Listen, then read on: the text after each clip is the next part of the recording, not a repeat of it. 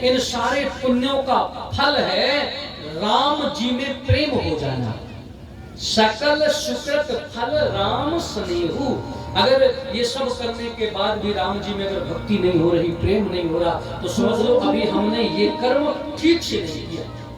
जिस दिन ये सत्कर्म ठीक से हो जाएंगे उस दिन स्वतः हमारे हृदय में राम जी के प्रति प्रेम हो जाएगा। और भैया सच्चे भक्त तो भगवान से यही मांगते हैं, प्रेम। गोपियों ने क्या मांगा? प्रेम ही तो मांगा,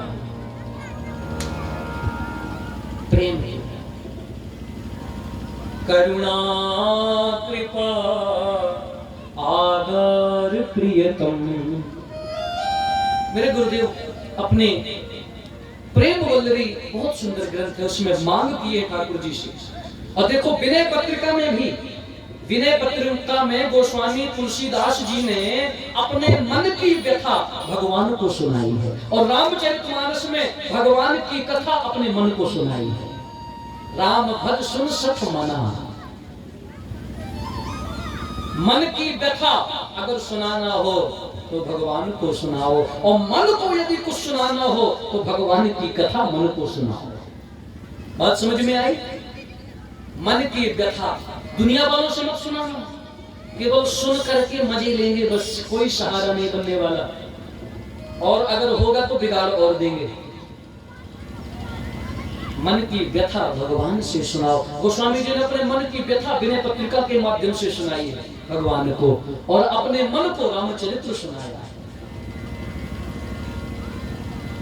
मेरे गुरुदेव लिखते हैं, करुणा कृपा आगार प्रियतम, ऐसी कृपा अब कीजिए, सहज सुमिरन हो यही महा, दैन्यता नहीं दीजिए। मेरे हृदय में सहज में आपका सुमिरन हो, स्मरण हो, मेरे हृदय में प्रेम हो, दैन्य हो, भक्ति हो, बस यही कृपा कर दो बस। और हम आप सब बस लेकर के माताएं आरती गई, ओम जय जगदीश हरे, सुख संपत्ति घर आवे, कष्ट में तन का। बस थोड़ी सी आरती करिए, तुरंत सुख संपत्ति घर आवे, बस संपत्ति आवे। और असली संपत्ति क्या है वो तो भूल ही गए। मैंने कहा था संपन्न नारायण स्मृति ही विपन्न नारायण विस्मृति। भगवान को भूल जाना से बड़ा कोई विपत्ति नहीं, भगवान की याद से बड़ी कोई संपत्ति। कह हनुमंत विपत प्रभु सोई, जब तब सुमिरन भजन। भगवान की याद आए। वेद पुराण संत मत एवं, ये सब वेद पुराण शास्त्रों का मत है कि हम अगर कोई भी कर्म करें, पुण्य कर्मों का फल है क्या? श्री राम जी में प्रेम। ये रामचरित्र रचि महेश निज मानस राखा। ये रामचरित्र कोई साधारण व्यक्ति का लिखा नहीं है, न साधारण व्यक्ति ने सुनाया। इस रामचरित्र को भगवान शिव ने बहुत पहले इसकी रचना कर दी थी, लेकिन दिया नहीं, किसी को सुनाया नहीं। देखो किसी पिता के खूब धन हो और उसने खूब धन मकान जमीन इकट्ठी कर ली, और यदि उसकी संतान सुपात्र नहीं है तो यह उसके लिए हितकर नहीं होगा कि उसको नहीं देना चाहिए। जब तक सुपात्र ना मिले, क्योंकि धन भी अगर दान भी देना है ना, कोई अच्छी चीज भी किसी को सुनाना है, भगवान की कथा भी सुनाना है, तो किसी न किसी पात्र को, सुपात्र को सुनाना चाहिए। भगवान शिव ने बहुत पूर्व में शंभु की नहीं चरित्र सुहावा, बहुरी कृपा कर तुम्हें सुना। बहुत कृपा करके माता जगदम्बिका पार्वती जी को सुना। ये राम कथा सुने बैठी है महेश्वरी माता जी, जिनकी छत्र छाया में हम आप बैठे। ये मत मानना कि केवल हम आप सुन रहे। माता जी ने बड़ी अनुग्रह के साथ में अपने स्वामी, अपने प्रियतम, अपने इष्ट भगवान भोलेनाथ से प्रार्थना करने के बाद रामचरित्र को सुना है, और वही कृपा करके हम आप लोगों को सुनवा रहे हैं कि आप लोग भी सुनो, आप लोग भी कल्याण करो।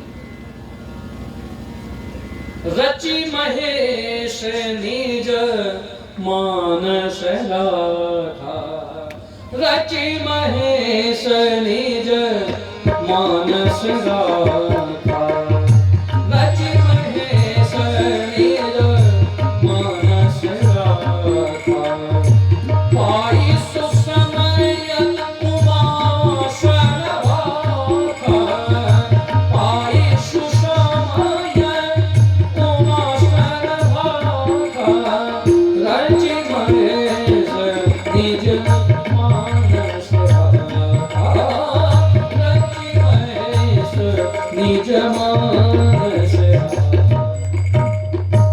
कोई अच्छी बात मन में आए ना, देखो भगवान की भक्ति की चर्चा, भगवान की कथा, अच्छी बातें सबको पचती नहीं है, इसीलिए शायद शिव जी ने सबको नहीं सुनाया। जब सुसमय आ गया तब फिर उमा जी को सुनाया। उसी क्रम में गोस्वामी जी कहते हैं, मुझ पर भी गुरुदेव की कृपा हुई, मैं पुनि निज गुरु सन सुनी कथा सुसु कर खेत समुझी नहीं तसी बालपन तब अति रहूं चेत। राम कथा के अधिकारी कौन है? देखो गोस्वामी जी कहते राम कथा के अधिकारी वही हैं जिनको सत्संग प्यारा है। जिनको सत्संग प्रिय नहीं है उनको राम कथा भी नहीं सुनानी चाहिए।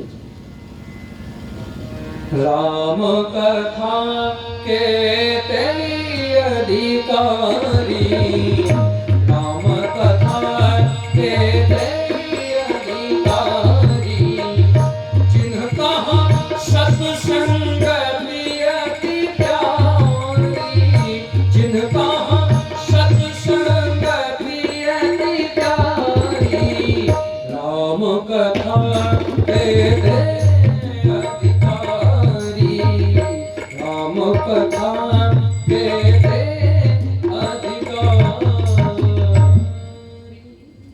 राम कथा के अधिकारी वही हैं जिनको सत्संग प्रिय है।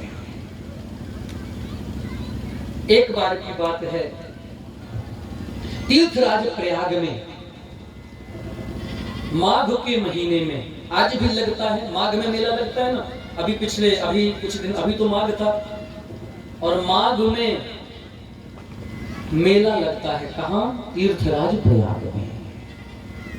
माघ मकर गत रवि जब होई, तीर्थ पति ही आव सब कोई। सब लोग वहां जाते हैं, और वहीं तीर्थराज प्रयाग में कौन रहते हैं? तीर्थराज प्रयाग में गोस्वामी जी कहते हैं एक संत रहते हैं। वो संत कौन है? भरद्वाज मुनि वैसे ही प्रयाग, भरद्वाज मुनि वैसे ही प्रयाग, नहीं राम हृदय की अनुराग, नहीं राम हृदय की अनुराग।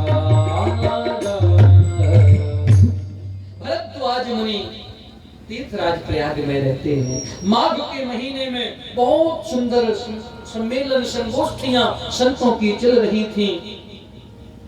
पूज ही माधव पद जल जाता, परसि अखय पटु हर्ष ही गाता, भरद्वाज आश्रम अति पावन, परम रम्य मुनि नर मन भावन। बहुत सुंदर आश्रम। एक बार श्री याज्ञवल्क्य जी, याज्ञवल्क्य महात्मा जी, समस्त संत मंडलियां आई। माघ का महीना पूरी तरह से माघ के महीने में प्रयाग में निवास किया, कल्पवास किया। भगवान का भक्ति भजन दान दे करके भजन करके जब सब लोग जाने लगे, तब याज्ञवल्क्य मुनि कहां पधारे? भरद्वाज जी के आश्रम। एक बार भरी मकर नाए, सब मुनीश आश्रम सिधाए। सब चले गए। जाग बलिक मुनि परम विवेकी, जाग बलिक मुनि परम विवेकी हैं। भरद्वाज राखे पद टेकी, जी ने देखा कि याज्ञवल्क्य मुनि खड़े हैं, क्या करके याज्ञवल्क्य जी के चरणों में साष्टांग लेट गए, चरणों में गिर गए। सादर चरण सरोज पखारे। देखो ये नियम है, संतों से अगर आशीर्वाद लेना हो, संतों से यदि कुछ चाह हो, और संतों से चाह करो तो सिर्फ भगवान की भक्ति की, भगवत प्राप्ति की, बस। अरे भैया, जब भगवान मिल जाएंगे तो संसार तो सब, ये तो एक मेरे गुरुदेव कहते थे, संसार ऐसा है जैसे भूसा। जैसे कोई किसान खेती करता है तो खेती करते समय बढ़िया खाद डालता है, क्यों? बढ़िया खरपतवार निकालता है, सेवा करता है, क्यों? क्योंकि अच्छी से अच्छी उपज होगी, न कि भूसा। और जब उपज अच्छी होगी तो भूसा तो अनायास मिल जाएगा। भूसा के लिए थोड़ी खाद डालनी पड़ेगी, भूसा के लिए थोड़ी जल देना पड़ेगा, नहीं। जब उपज अच्छी होगी तो भूसा तो मिलेगा। इस जन्म का मानव देह का सार है परमात्मा की प्राप्ति। यदि भगवान मिल जाएंगे तो क्या संसार रूपी भूसा, सुख, वैभव पदार्थ नहीं मिलेगा? सब मिल जाएगा। तो अगर संतों से कुछ मांगो तो भगवान की चाह करो, भक्ति की चाह करो। भरद्वाज मुनि चरणों में गिर गए। ये शाम संस्मरणात् पुंसाम सद्यः शुद्ध्यन्ति वै गृहा। संतों के चरणों के स्मरण मात्र से लोगों के घर पवित्र हो जाते हैं, मन पवित्र हो जाता है। और ऐसे चरणों को सादर चरण सरोज पखारे। सादर चरण सरोज पखारे। सादर चरण सरोज पखारे। अति पुनीत आसन बैठारे। अति पुनीत आसन बैठारे। करी पूजा मुनि सुजसु बखानी। करी पूजा, पूजा करने लगे, बोले अति पुनीत मृदुबानी। बोले अति पुनीत मृदुबानी। बोले अति पुनीत मृदुबानी। बोले अति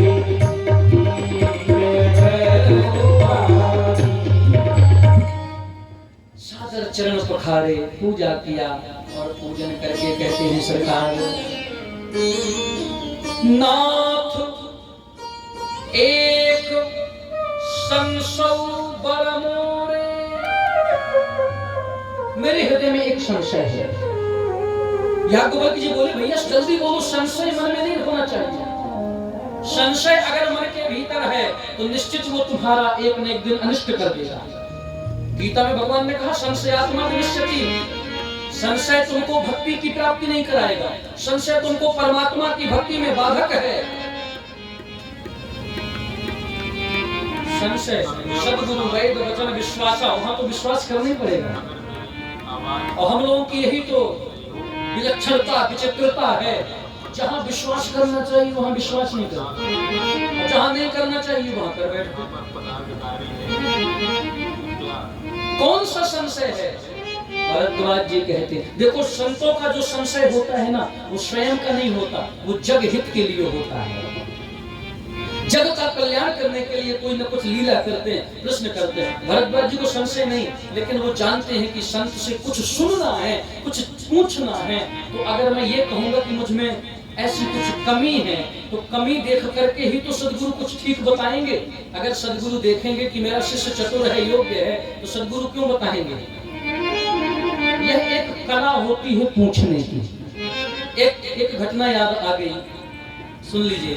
एक बार बादशाह अकबर अपने तानसेन के द्वारा राजसभा में सुंदर राग रागनियों को श्रवण कर रहे थे। मंत्रमुग्ध हो गए, मनमुग्ध हो गया, आनंदित हो गया। बादशाह ने कहा तानसेन, आप ये संगीत की शिक्षा कहाँ से प्राप्त किए? तानसेन ने कहा मेरे गुरुदेव हैं, मेरे गुरुदेव भगवत स्वरूप ऋषिकेश्वर हरिदास जी महाराज, जो निधिवन राज वृंदावन में रहते हैं। अकबर ने कहा क्या तुम्हारे गुरुदेव कभी मुझको अपने कंठ सुमधुर कंठ से क्या कुछ नहीं सुनाएंगे? तानसेन जी ने कहा राजन, प्यासा कुआं के पास जाता है, कुआं प्यासे के पास नहीं आता। मेरे गुरुदेव आने वाले नहीं, आपको चाय है तो आप चलो, शायद कृपा करके सुना दें। अकबर तैयार हो गए और तानसेन के साथ में पहुंच गए वृंदावन। गुप्त वेश में पहुंचे, गुप्त वेश में जाकर के सामने बैठ गए, दंडवत प्रणाम किया।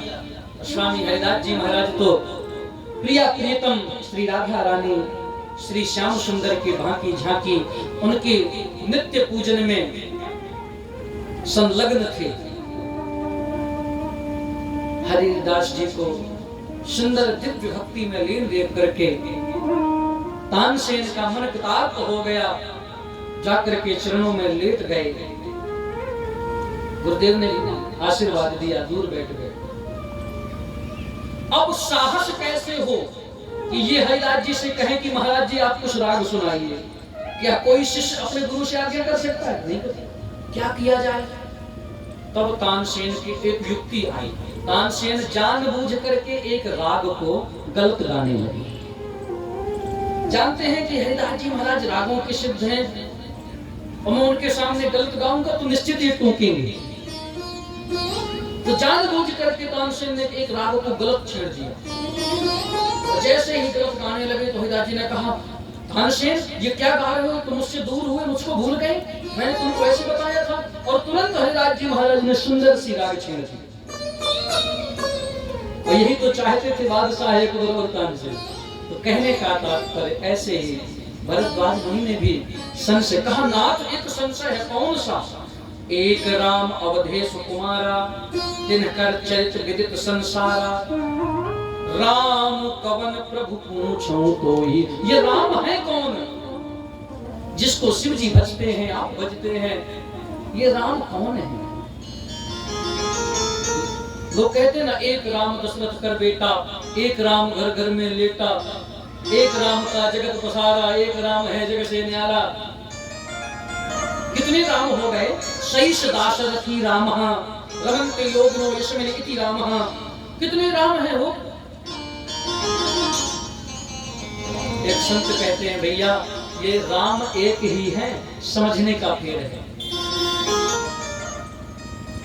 एक राम दशरथ कर बेटा, वही राम दशरथ जी के बेटा है। और वही राम, अगर ऐसा होता कि एक राम दशरथ के बेटा, दूसरे घर घर में लेटा, तीसरे ने जगत पसारा, चौथे हैं जग से न्यारे, ऐसा तो है नहीं। वो है वो एक ही, तो उसको चार क्यों बांट रहे हो? राम एक है, राम दो नहीं है। भरद्वाज जी ने कहा प्रभु अगर ब्रह्म है तो ब्रह्म को तो राग द्वेष से परे होना चाहिए। बोले इनको इतना राग हो गया अपनी पत्नी से कि नारी बिरह दुख लहेउ अपारा। अरे नारी जब जानकी जी का हरण हो गया, इतने दुखे कि इनको होश नहीं रहा कि ये बात किससे कर रहे। पूछत चले लता अरुपाती, वृक्षों से पत्तों से पूछ रहे हैं क्या तुमने हमारी जानकी को देखा? ये क्या है? ये राग नहीं है तो क्या है? ये मोह नहीं तो क्या है? ये तो मुझे ब्रह्म नहीं लग रहे, ये मेरे मन में संशय है। प्रभु सोई राम की अपर को जाई जपत त्रिपुरा, सत्य धाम सर्वज्ञ तुम काहु विवेक विचार। जैसे बीते मोर भ्रम भारी, जैसे बीते मोर भ्रम भारी, कहु सो कथानाथ विसारी, कहु सो कथानाथ विसारी।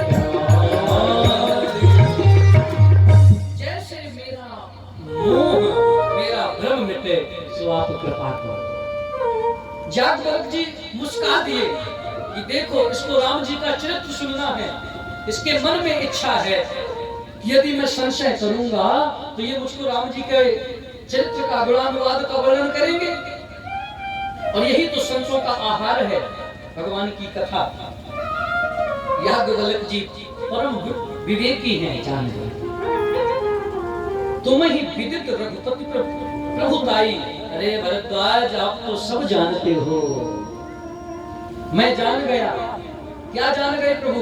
याज्ञवल्क्य जी कहते हैं, चाहु सुने राम गुण गूढ़ा। मैं जान गया कि आप राम गुण गूढ़ा सुने चाहु। आप राम जी के गूढ़ रहस्यों को सुनना चाहते हो, इसलिए कि प्रश्न मनहु अति मूढ़ा। इसलिए ये मूर्खता जैसा व्यवहार, मूर्खों जैसा प्रश्न आपने किया है। राम कथा शशि किरण समाना, संत चकोर करहि जेहि पाना। संत राम कथा के लिए ऐसे हैं जैसे चकोर को, जैसे चातक चकोर पक्षी चंद्रमा स्वाति नक्षत्र को और देख करके जल का पान करता है, कभी तृप्त नहीं होता। संतों के लिए रामचरित्र वैसा ही। याज्ञवल्क्य जी ने कहा, एक बार ऐसा ही संशय सती महारानी ने भगवान शिव से किया था। ऐसे ही संशय कीन भवानी, महादेव तब का बखानी। देखो, जो महापुरुष होते हैं ना, यद्यपि वो जब भी भगवान की कथा या कोई ज्ञानोपदेश देंगे तो कभी भी वो अपना मत, अपना विचार, अपना नाम जोड़ करके नहीं देंगे। वो सदैव यही कहेंगे, यही प्रश्न एक बार ब्रह्मा ने, यही प्रश्न एक बार सती जी ने, यही प्रश्न मेरे गुरुदेव ने किया।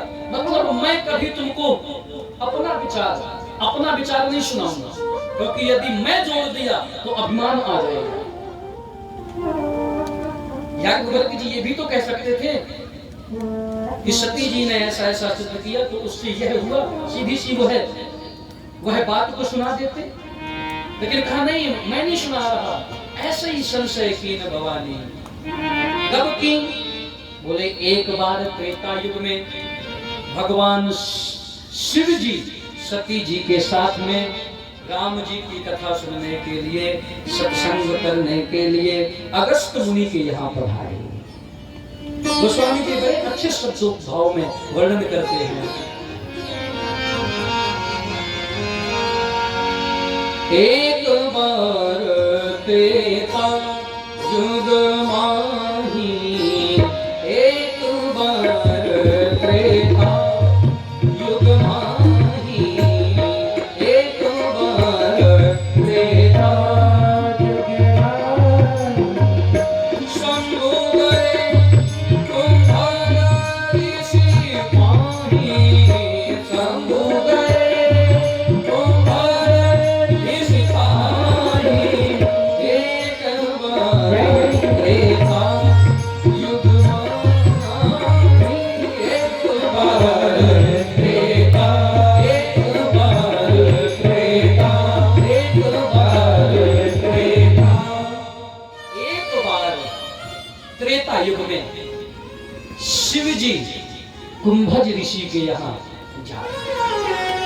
देखो, शिव जी कौन है? ये भव है, ये समुद्र है। किसी ने कहा समुद्र कहाँ जा रहा है? बोले कुंभज के यहाँ। बोले कुंभज कौन? कुंभ माने होता है घड़ा, कुंभ माने घट, और घड़े का बेटा हुआ कुंभज, घड़े का बेटा कुंभज। कितनी अच्छी बात गोस्वामी जी ने यहाँ संकेत की। शिव जी समुद्र हैं, तो कहे क्या समुद्र कभी घड़े के यहाँ जाता है? बोले शिव जी कहाँ जा रहे? कुंभज का तात्पर्य घट, घड़ा माने देखो ये जो हृदय है ना, ये हृदय भी घट कहा जाता है, ये हृदय भी घड़ा है।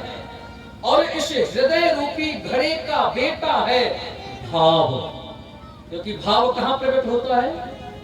हृदय में। तो कुंभज कौन हुआ? भाव। घड़े का बेटा भाव, तो हृदय घट का बेटा भाव, अर्थात शिव जी भाव से कथा सुनने जा रहे हैं। और कौन जा रहा है? संग सती जग जननी भवानी, संग सती जग जननी भवानी, पूजे ऋषि अखिलेश्वर जानी, पूजे ऋषि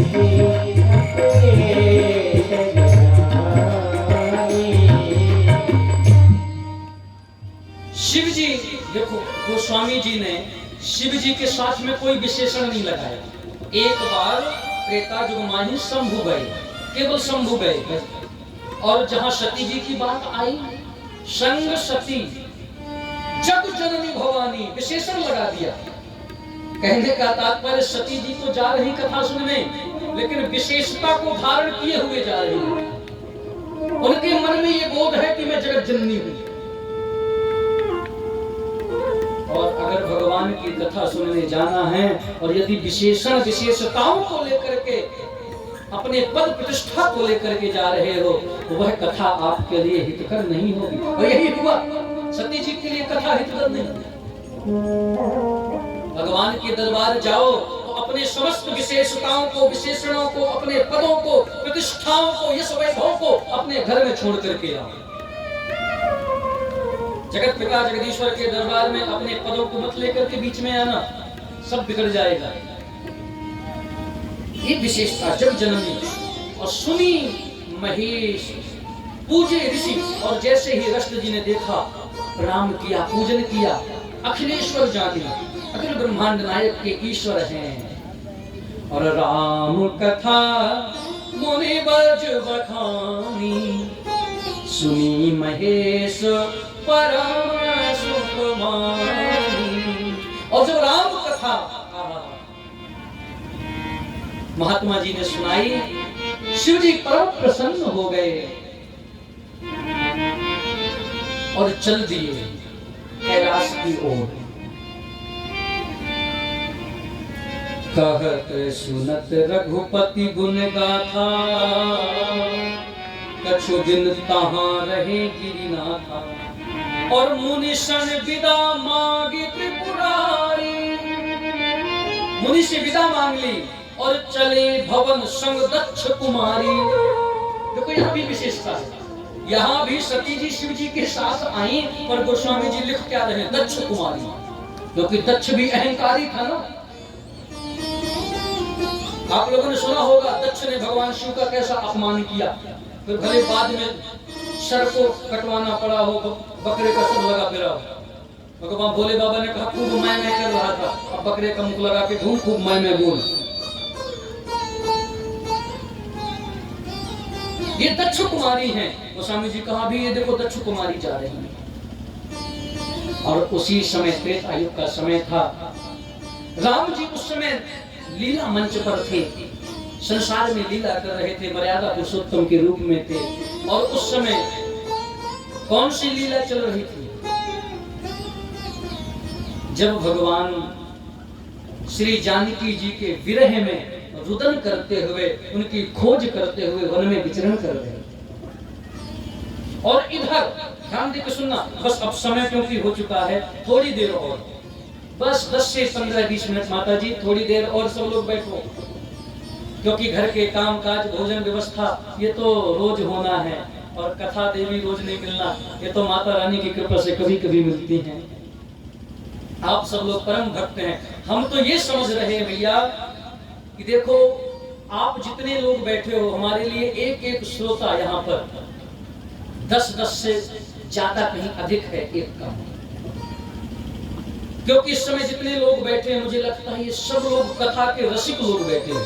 जो लोग कथा को ही प्रिय है, जिनको कथा ही प्रिय है, जिनको अन्य चीजें प्रिय नहीं है, क्योंकि अगर ज्यादा भीड़ होती तो कुछ उसमें संगीत प्रेमी होते हैं, कुछ केवल दर्शन करने, कुछ केवल फोटो खिंचवाने, कुछ केवल भंडारा पाने ऐसे। लेकिन यहाँ तो केवल जो बैठे हैं सब, मुझे लग रहा है सब केवल कथा के रसिक हैं।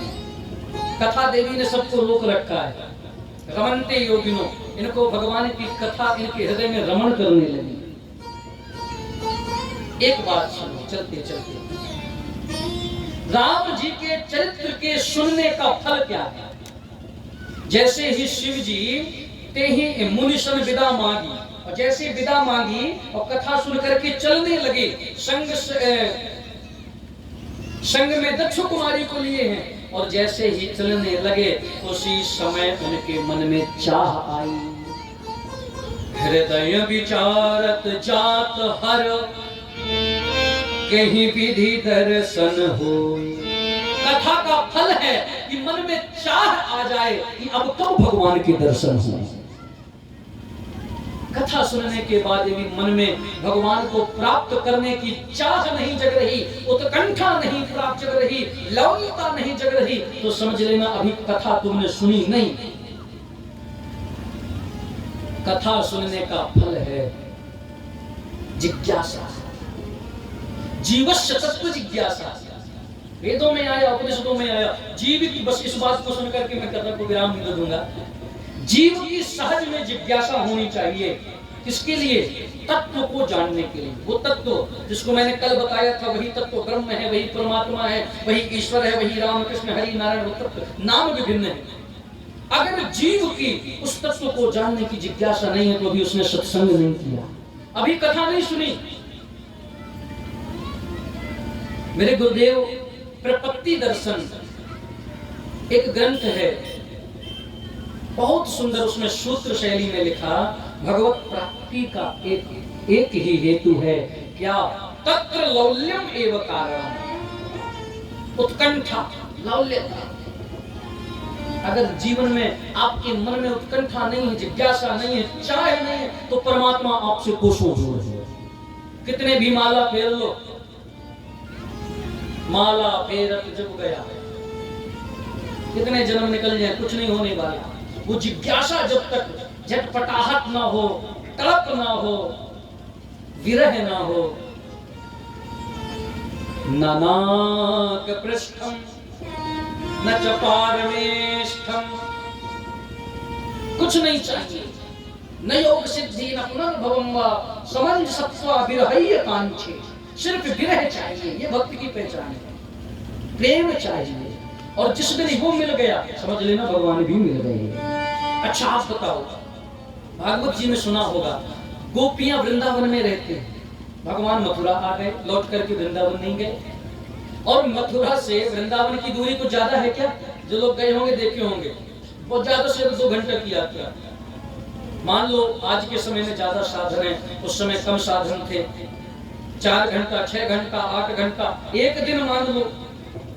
और गोपियां जानती हैं कि हमारे प्रीतम, हमारे प्राण, हमारे कृष्ण मथुरा में हैं, अगर हम उनके बिना नहीं रह सकती तो जाकर के मिल आती। कौन दूर था, देखाती फिर चली आती। यहाँ केवल दर्शन की चाह नहीं, ये रहस्य है। यहाँ गोपियां भगवान से भगवान का प्रेम चाहती हैं, विरह चाहती हैं। विरह में जो सुख है, देखो मिल जाने के बाद वो चाह है, वो जो जिज्ञासा है, वो जो एक तड़प है, वो समाप्त हो सकती है। लेकिन अगर मिले ना तो एक और पे वो सुख कोई रसिक संत जानते, कोई बिरले महात्मा जान पाए। तो भगवान शिव के हृदय में वो झटपटाहट जगी। साधारण व्यक्ति की बात नहीं, स्वयं भगवान शिव के मन में आ गया। हृदय विचारित जात हर, कहीं विधि दर्शन हो। दर्शन की चाह, और जब दर्शन की चाह लेकर के गए तभी उनको मार्ग में देखा। आहा, भरी लोचन छवि सिंधु निहारी। राम जी को देखा, राम जी बिरह बिकल नर इव रघुराई, खोजत विपिन फिरत दो भाई। दोनों भाई राम और लक्ष्मण जी सीता जी की खोज में जंगल में भटक रहे हैं। हे खगमृग हे मधुकर श्रेणी, तुम देखी सीता मृग नैनी। लेकिन शिव जी ने जैसे देखा तो देख करके लोचन भर गए, नेत्र में अश्रु आ गए। भरी लोचन छवि सिंधु निहारी, भरी लोचन छवि सिंधु निहारी। कुसुमय जानी न की रचहारी, कुसुमय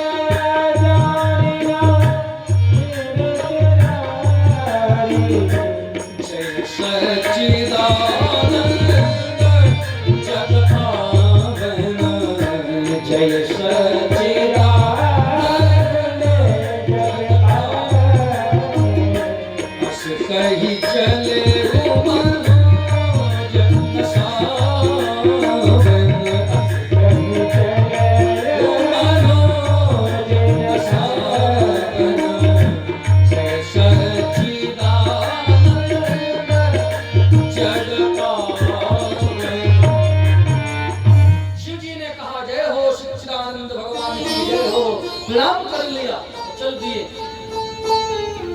किसी ने कहा कि जब शिव जी ने राम जी को देखा और राम जी को पहचान गए कि ये नारी के विरह में जो मानव देह में जो रो रहे हैं, ये कोई साधारण देहधारी नहीं, ये तो परमात्मा है, राम है, भगवान है, तो वहां उनसे कुछ वार्तालाप कर लेते, कुछ पूछ लेते, कुछ परिचय हो जाता।